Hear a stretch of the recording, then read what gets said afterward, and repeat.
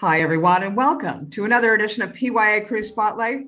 My name is Ria. I am your host, and I'm very pleased to welcome my next guest, Captain Hanns Schneider. How are you? Very well, thank you. Yourself? Good, thanks. Well, let's find out a little bit about Captain Hanns. Where are you from, and what was sort of your early informative years, and what got you into yachting? Well, I was born in the south of Spain. My mother's Colombian, my father was German. And I was brought up in a port. My parents used to have a restaurant, and I had two options: or work with my parents in the port as a young kid, or help their friends to wash boats and things. And that's how I started as a very, very young kid. I mean, 10, 11, 12, washing boats, doing things on boats to start off. And then many years later, like I think I was like 16, 17, a big yacht arrived in the port. And that got me into it. They needed a day worker, so I started day working with them. And it's a 60-meter boat. The owner had a polo team. I used to play polo. And yeah, I started with them. And I guess I got the passion. I've always liked boats. I've always liked sailing.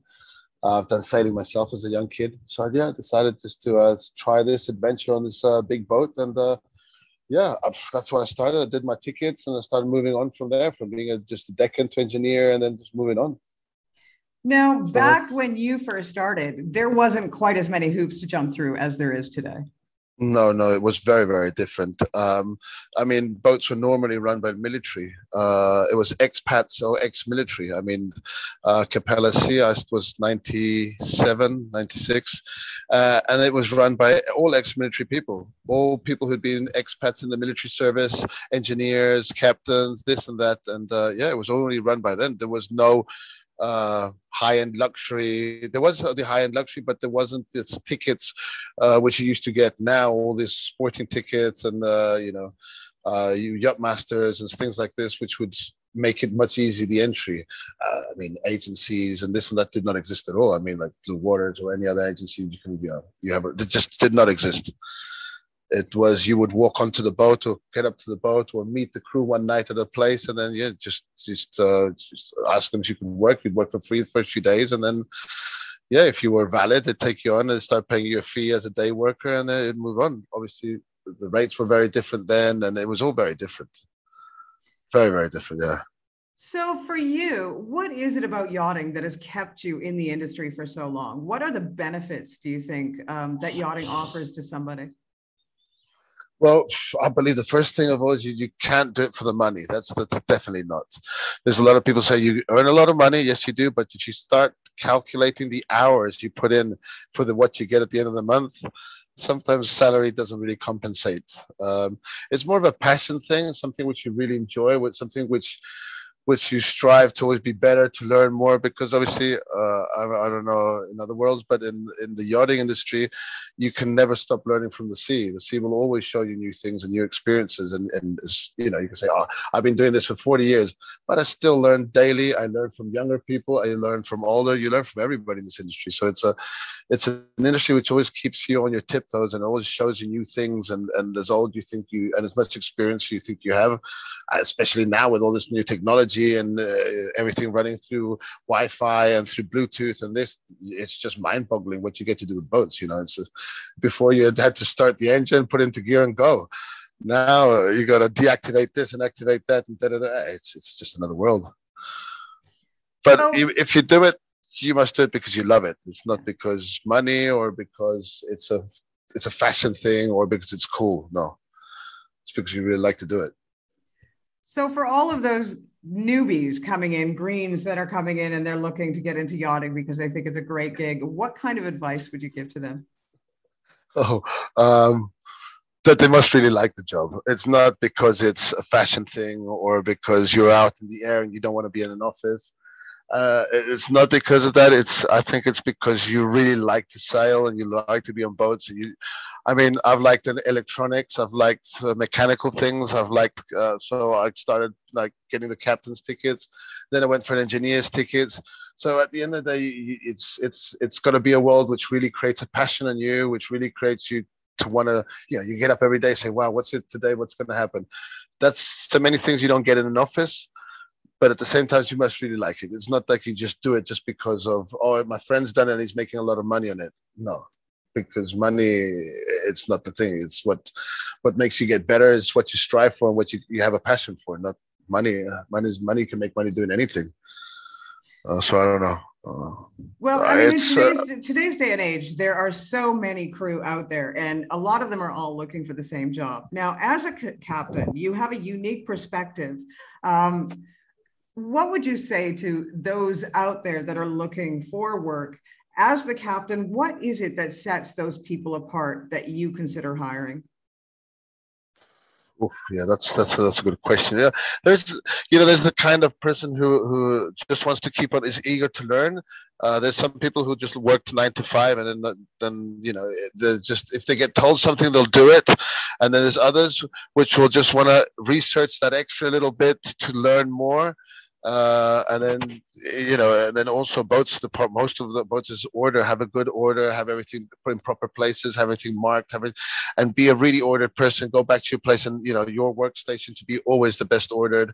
That it's easy to find, easy to seek for anything. If you're not there, so everybody can go, and it's all labeled and marked, and it's a bit of an OCD place. You have to have a little bit of OCD to like your job, to have everything immaculate, and then it's where the captains really look at you and say, right, this guy stands out and makes that extra effort to make everything easy for him and easy for the guy who, if he's not in, whoever's behind him can easily walk into his place and make it easy.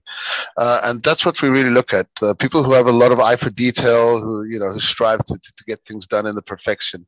That's what there is. There's a lot of people who just, and as I said before, if you want to really learn and you like the job and you're eager to learn in it, you will do that because it's an easier way to work. If everything's in immaculate place and everything is in order and everything's marked, anybody can walk into somebody else's position or station and help themselves and know where they're standing.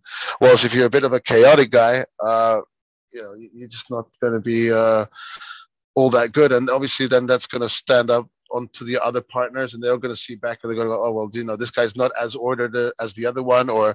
And that's what, at the end of the day, what a captain looks at, that things get done in an easier way, and everybody can step into somebody else's job without having to scratch your head for hours, go, where did this go? What was this about? So what has kept you in yachting this long?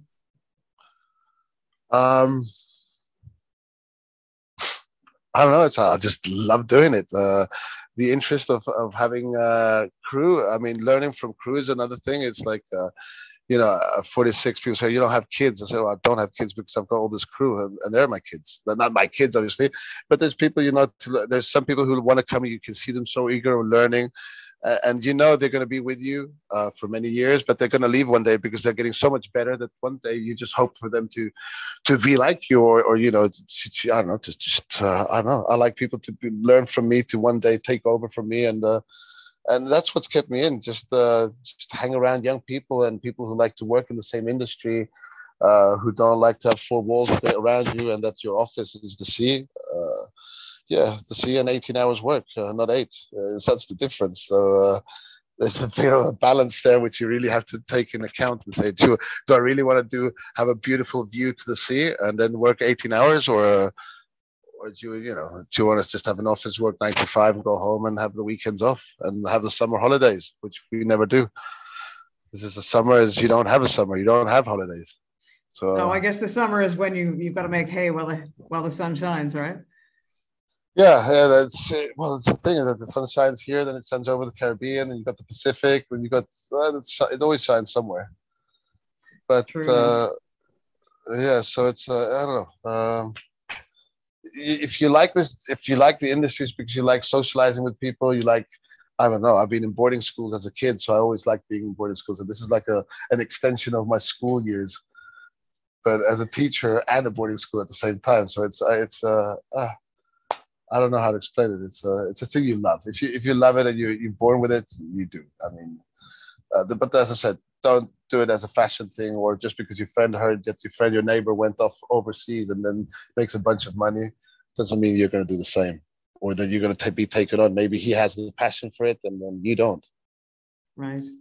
Yeah. Well, I have to say, Captain Hanns Schneider, thank you ever so much for your time. It's been greatly appreciated.